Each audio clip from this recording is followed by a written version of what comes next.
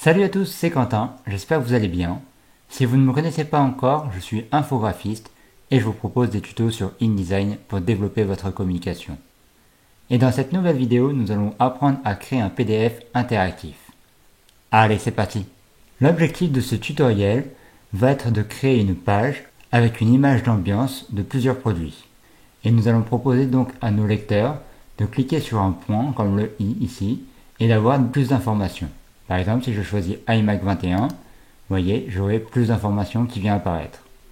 Et là, si je clique sur MacBook Pro, j'aurai un petit texte ici même.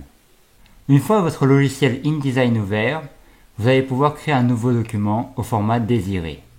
Pour cette démonstration, nous allons partir sur un format A4 avec une orientation paysage. Nous allons créer qu'une seule page.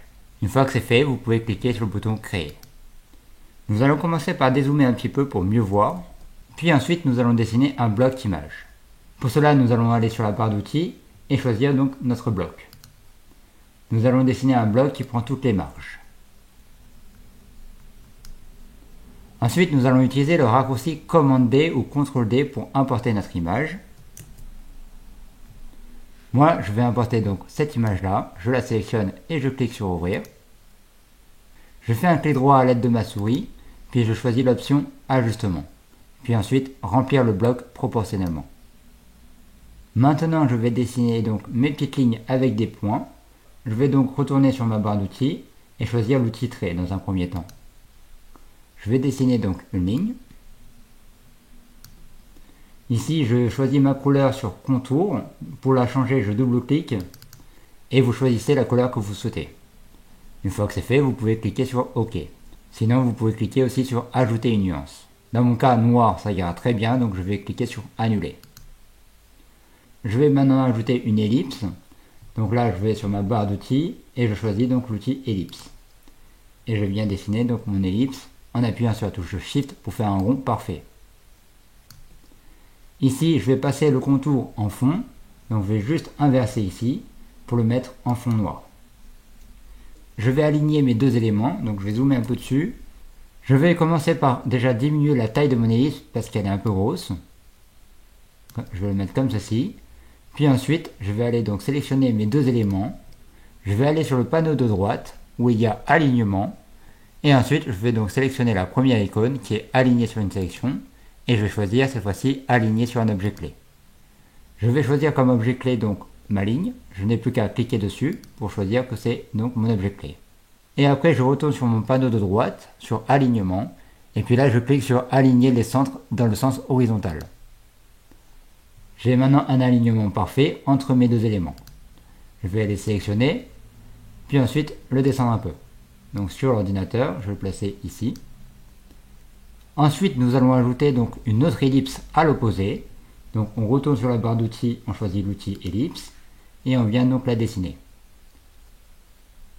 Là, on l'a fait un peu plus grosse que tout à l'heure, puisque nous allons insérer donc un caractère dedans. Pour le moment, on va le laisser comme ça. On va juste le positionner un peu plus haut, comme ceci. Et là, on va utiliser donc l'outil texte. Le raccourci est T. On vient dessiner un bloc et on va écrire I. Moi, je vais le laisser en Mignon Pro Regular. Par contre, je vais peut-être le passer en 14. Ensuite, je viens aller le centrer. Donc j'utilise d'abord le raccourci commande B ou CTRL B pour aller le centrer. Donc ici dans Alignement, je vais mettre centré. Je clique sur OK. Puis ensuite, je vais le centrer ici. Si on souhaite vectoriser notre caractère, on va aller dans les menus de InDesign en haut. Et on va aller sur Texte. Puis ensuite Vectoriser. On va aller l'agrandir un petit peu encore. Donc je vous rappelle, pour agrandir, on appuie sur la touche Commande et Shift. Et on va aller l'agrandir. Il faut quand même qu'il rentre dans notre sac, donc on va le rétrécir un poil. Peut-être que là ça va passer, on vient le centrer donc dans notre cercle. Et là on va sélectionner donc notre ellipse et notre I, pour ensuite aligner nos deux éléments correctement. Donc on retourne sur notre panneau de droite où il y a Alignement, on refait la même manipulation, donc on vient sélectionner la première icône, et on choisit Aligner sur un objet clé. On va choisir comme objet clé donc notre ellipse. Puis ensuite, on retourne sur donc, notre outil Alignement et on vient centrer. Si on estime que notre caractère est trop gros, on n'hésite pas à diminuer sa taille. Pour cela, donc, je sélectionne mon caractère, j'appuie sur la touche Commande et Shift de mon clavier, puis je viens le diminuer. Puis maintenant, je le replace correctement au centre de mon ellipse, donc je sélectionne mon caractère ainsi que mon ellipse. Et là, dans la partie alignement qu'on vient de voir, je vais donc cliquer sur la première icône, choisir Aligner sur objet clé. Je vais choisir comme objet clé donc mon ellipse. Et là, je viens le centrer correctement. Voilà. Nous allons maintenant dessiner un bloc pour écrire le titre du produit qui est donc iMac 21.5. Donc pour ceux qui ne connaissent pas Apple, 21.5 c'est la taille en pouces de l'écran. Donc le raccourci était pour dessiner un bloc. Et là, je vais donc dessiner mon bloc rectangulaire. Je vais écrire iMac 21.5. Si je souhaite modifier la typographie ou le corps, je le souligne, puis sur la partie de droite, dans donc Propriétés, ici vous avez Caractère, vous déroulez le menu en cliquant donc sur la petite flèche et vous choisissez votre typographie. Dans mon cas, je vais aller choisir Futura et je vais laisser la taille comme ceci. Je viens resélectionner mon outil sélection pour ne pas faire d'erreur. Et là, je vais aller dupliquer donc ce premier bloc et le placer en dessous. Mais juste avant ça, je vais bien ajuster mon bloc par rapport à mon texte. Donc, je double-clique dans le courant ici. Et vous voyez, mon bloc s'ajuste automatiquement. Puis donc, pour dupliquer un élément, je vais appuyer sur la touche Option de mon clavier. Et vous voyez, ici, j'ai deux curseurs. Donc, ça veut dire que je vais pouvoir dupliquer mon premier élément en cliquant sur le clic droit de ma souris et en descendant mon deuxième élément, comme ceci. Et là, je vais donc double-cliquer pour modifier mon texte et je vais mettre par exemple 1650 €. Donc ce sera le prix de l'iMac. Maintenant, je vais changer la typographie du prix de l'iMac. Pour cela, je vais le souligner. Je retourne sur la partie caractère qui se trouve à droite. Je déroule son menu et je vais choisir Mignon Pro. Je reviens donc sur ma barre d'outils à gauche pour sélectionner donc mon outil sélection. Nous allons maintenant ajouter un troisième bloc de texte qui sera la description. On reprend donc notre outil T qui est ici dans la barre d'outils, sinon le raccourci est toujours T, puis on vient dessiner un autre rectangle, un peu plus gros que les autres pour pouvoir mettre un peu plus d'éléments. Dans cette démonstration, moi je vais mettre du texte de substitution ou du texte lorem ipsum comme on veut. Pour pouvoir rajouter donc du faux texte, donc du texte de substitution, je fais un clic droit à l'aide de ma souris. Puis je choisis l'option Remplir avec le texte de substitution. Mais avant de faire cela, il est conseillé de choisir d'abord sa typographie et le corps de son texte. Moi je vais laisser du Mignon Pro comme tout à l'heure. Donc ici je vais laisser dans caractère Mignon Pro. Je vais le laisser aussi en régular. En revanche, je vais diminuer sa taille. Et je vais le passer en 10. Maintenant donc je refais un clic droit dans mon bloc texte. Et je choisis donc mon option Remplir avec du texte. Maintenant, nous allons retourner sur notre barre d'outils et sélectionner donc notre outil sélection. Puis nous allons sélectionner nos derniers éléments qui est donc le i, l'ellipse, le filet ou le trait, notre deuxième ellipse et nos textes. On va dézoomer. Puis on vient donc placer ces éléments en le dupliquant sur la partie Sono et sur la partie MacBook Pro. Donc on va dupliquer, toujours pareil, on appuie sur la touche Option de notre clavier pour pouvoir dupliquer des éléments. Je vais le placer ici, et je vais placer le troisième ici. Ici, je vais changer donc le titre, qui n'est pas iMac, mais Sono. On va mettre donc un prix de 650. Alors c'est un exemple, hein, je ne connais pas du tout le prix de cette enceinte, mais on va dire que ça vaut 650 €. Et là, on va mettre MacBook Pro. On va aller agrandir notre bloc.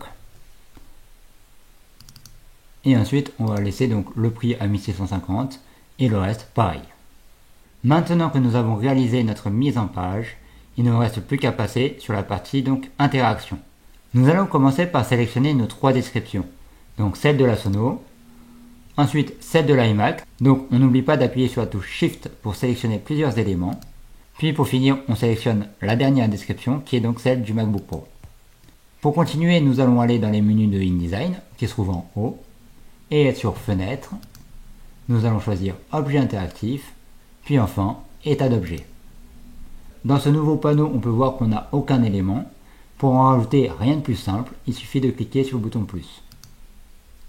Ici, on a 3 nouveaux états, et sur notre image, on peut voir que 2 descriptions ont disparu. Pas d'inquiétude, elles sont juste cachées. Il faut savoir que InDesign nous inverse un petit peu les états, c'est-à-dire que là, l'état 1, c'est celle de droite, donc celle du MacBook Pro. L'état 2, c'est donc celle de la Sono, et l'état 3, c'est donc l'iMac. Vous pouvez inverser cet ordre en glissant donc un petit peu vos éléments, comme ceci. Moi je vais le laisser par défaut, ça me va, il faut juste que je m'en rappelle. Maintenant que nous avons fait donc des états d'objets, nous allons devoir créer des boutons. Et on va commencer par regrouper nos éléments. On va sélectionner notre i ici, puis notre ellipse. Donc on zoome dessus pour être précis. Et une fois que c'est fait, on va utiliser le raccourci Command G ou Ctrl G pour grouper. On va faire la même chose avec donc l'iMac. On sélectionne notre i, notre ellipse, et on utilise le raccourci Command G pour grouper. Et on finit avec le MacBook Pro en faisant la même manipulation. Voilà chose faite, nous allons donc créer un bouton. Pour cela, vous allez aller sur les menus de InDesign, en haut. Vous allez choisir Fenêtre, Objet interactif, et cette fois-ci, vous allez choisir Bouton et formulaire.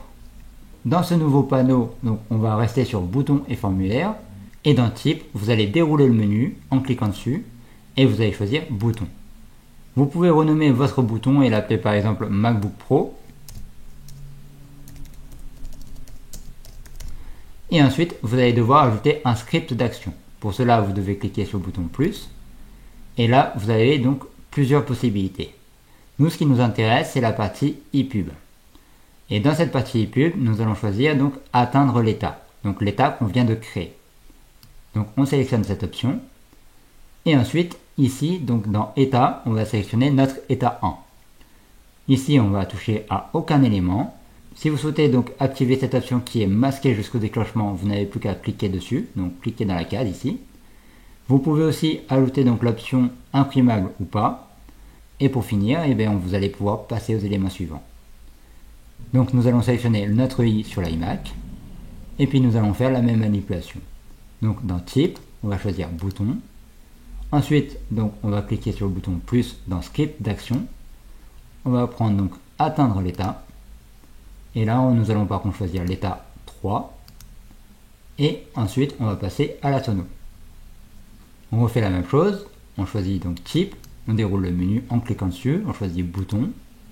On clique sur le plus pour ajouter un script. On va choisir donc Atteindre l'état. Et là, ça va être l'état 2. Et une fois que c'est fini, vous pouvez vérifier votre travail en cliquant sur l'icône à gauche de ce panneau. Et donc l'icône est l'aperçu de la planche ePub. Maintenant, on va donc cliquer sur un i au hasard. On voit que ça fonctionne bien. On clique sur le deuxième i qui est donc l'iMac. Là, c'est pas bon. Et on finit avec le troisième qui est bon. Donc on va revérifier le deuxième pour voir pourquoi il ne s'affiche pas.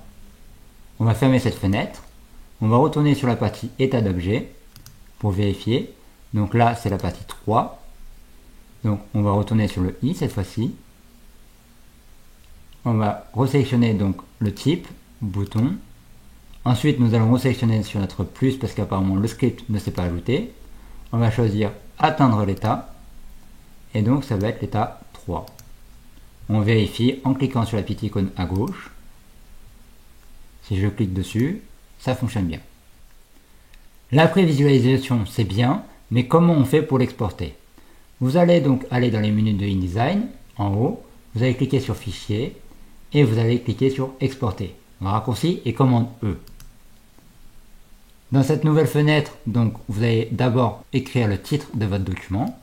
Donc moi je vais le laisser par défaut, qui sera donc sans titre 1. Je vais choisir son emplacement de destination, qui sera le bureau. Puis ensuite, je vais choisir le format. Donc là, je vais choisir ePub, donc mise en page fixe. Après, je clique sur Enregistrer. Ici, je peux laisser ça par défaut. Je clique sur OK. Mon ePub s'ouvre. Et là, je peux cliquer donc, pour tester si ça fonctionne. Et vous voyez, on est bon. Donc, il y aura quelques ajustements à faire pour vous. En tout cas, dans cet exercice-là, vous voyez, c'est trop collé. Mais sinon, ça fonctionne bien.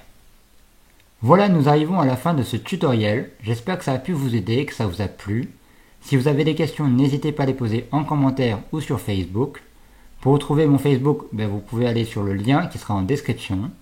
Si vous voyez des changements sur cette image, c'est normal, j'ai fait quelques améliorations, donc pas de panique.